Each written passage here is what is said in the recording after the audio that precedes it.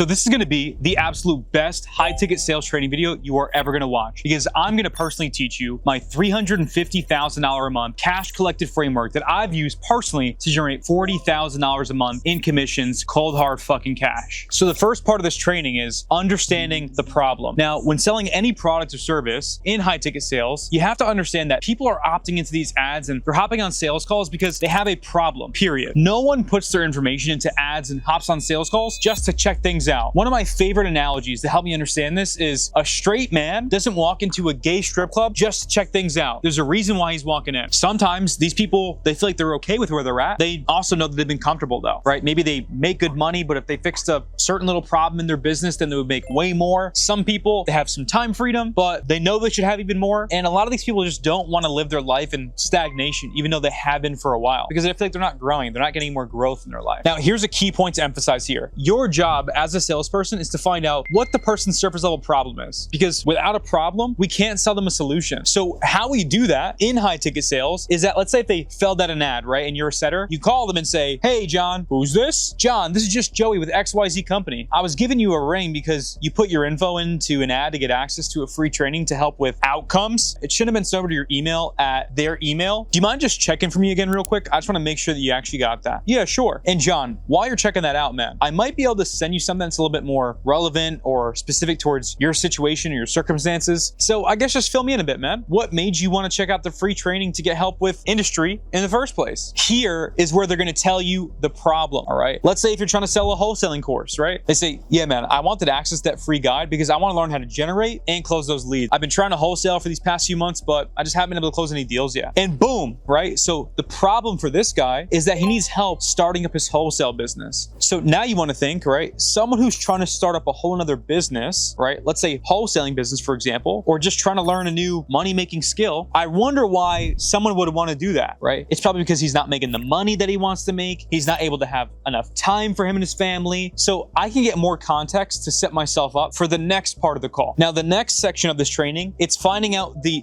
deep-rooted pain points. So if you watch my other video, 3 dark psychology tips for sales, you know that pain is very important for a sale. Pain makes a person want to change. It creates urgency. Let me give you an example here. If you snap your leg in half, right, and your foot was fucking backwards, mine actually was like that at one point too, that's why I can use this analogy. You'd call 911 and you wouldn't give a fuck how much the ambulance costs. You go to the hospital and get the surgery, not worrying about the surgery costs. You'd fix your fucking leg. Why? Because it's a necessity. Now, if you just had a little tiny, eensy-weensy little fracture, a hairline fracture in your leg, you might not even go to the hospital. Shit, you might just take some fucking Advil and walk it off, right? That could be a problem though, because it may get worse over time, especially if you don't address it. So we need to prospect to realize that they need to fix their issues because it's going to do them harm down the road if they don't. Their lives will literally be so much better. So the core concept here, right? It's to ask questions to get the person's deep-rooted pain points and help them realize that something needs to change. And it should be for the betterment of their lives. So again, someone who's not happy with the money that they're making, how could that affect them? How can we get deep-rooted pain points associated with that, right? Well, if they have a family, are they able to provide the life that they really want to or even need to for their family? Are there fights in relationships with the wife, the husband, the kids? Are they asking their parents for money? Are they asking their kids for money? If they are, how would that make you feel as a man? Maybe they feel like a failure. Maybe they feel like they should have done something a long time ago. Now they have a lot of regret. Maybe they're just fucking stressed out all the time. Maybe they're missing out on social life events or date nights. Maybe they don't have any time to invest in their futures, right? They just have no time to enjoy shit. If you're selling fitness, someone who's not happy with how they look in the mirror, maybe they get made fun of, right? They have no confidence. It affects their sex life. It affects their mental clarity, their energy levels, leads to depression. They have a lack of self-trust, right? All these different things. So let's go back to the wholesaling situation though, just for the sake of this training. So this guy, right? He's either not making enough money or doesn't have enough time. Because again, why would someone want to start up a new business? To make more money or have more time freedom. He wants to get into wholesaling for that reason. And now that we know the outcomes of what we actually want, we can ask specific questions to get those outcomes, right? So I can ask questions like, so you haven't had any closes in the past month? So what do you do for work full-time then? How long are you doing that for? And then how much would you need to make per month wholesaling to be able to replace your job at bare minimum? Got you. Okay. And do you have a family? How old are you? And how long have you been actually trying to wholesale for? Why do you feel like you need help with this specifically? Do you feel like you just don't know what to do? Do you feel like you're just winging it? No real process? So once we get enough context on the person's situation, then we can load up the question with a big recap. I call this the big right hook to the fucking jaw, like some UFC shit, right? So we can say, so just so I'm all clear, John, you're 28 years old. You've been working this construction job where you're only making $16 an hour. You've been doing doing this construction job since you were 18, so for the past 10 years, you have a girlfriend, you have a kid on the way, and you've been trying to wholesale over these past few months, but you feel like you're just lacking an overall process. Is that right? I mean, man, is this where you want to be at in your business and in your life? The reason why we load up this question is because we want someone to say, absolutely fucking not. We don't want to say, man, is this where you want to be at? Yeah, it's okay. I just know I can be doing better.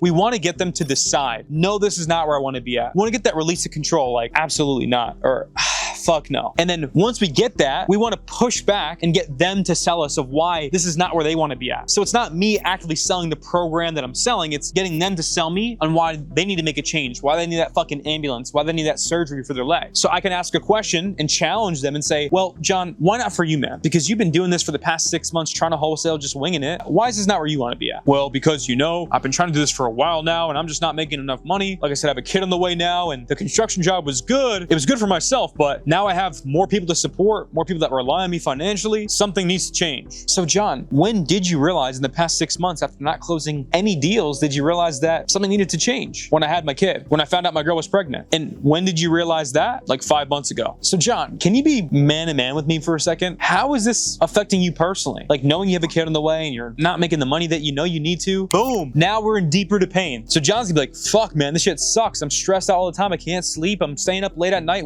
thinking about how I can make more money. I'm trying to do more wholesaling stuff, but nothing just seems to go. So this is how we're gonna get the deep rooted pain. Now your goal here is you wanna get that release of control, that internalization inside of your prospect where they know that something has to change. Now the third part of this process is we figure out the reason why they haven't fixed their problem. Like why is this person in this situation? So to help you understand, right, the framework is that so far these people that have a problem, for this person, he doesn't know how to wholesale. And because of that, he has deep rooted pain points associated with the problem, right? So maybe he's stressed out because he has a kid on the way. Now I can figure out why this guy hasn't actually fixed it. Like why hasn't he gotten help with it, especially if you know he needs to? Because again, people aren't putting their information into ads or hopping on sales calls if they already know what the fuck they're doing. So why hasn't this person actually fixed it yet? This will not only change John's fucking life, but it's also gonna change his girl's life and his kid's life. Because when he commits to actually getting the help in wholesaling, he's gonna be able to make a shit ton more money and never have to worry about money ever again. Not be stressed out so much, right? Fix his problems and his pain. Again, there's a reason why he hasn't fixed it. Maybe because he has a limiting belief, or he has a behavioral issue, or even a psychological issue. Now, these are all typically limiting beliefs, but how we figure this out is we want to figure out what they've tried so far. John, when did you realize that you needed help with this? How long ago was that? And then what have you tried so far since then to generate those leads and actually close those deals? What else have you tried? Have you tried getting help yet? Step 2 of this process is to ask them what's held them back. So John, what do you feel like has really prevented you or held you back from investing in yourself and getting some professional help from people like business owner? That way you can start closing more deals, man, and not have to worry about knowing how to generate leads and not making the money that you want to make, not having to worry about providing for your family. Because if you just knew, man, how to wholesale,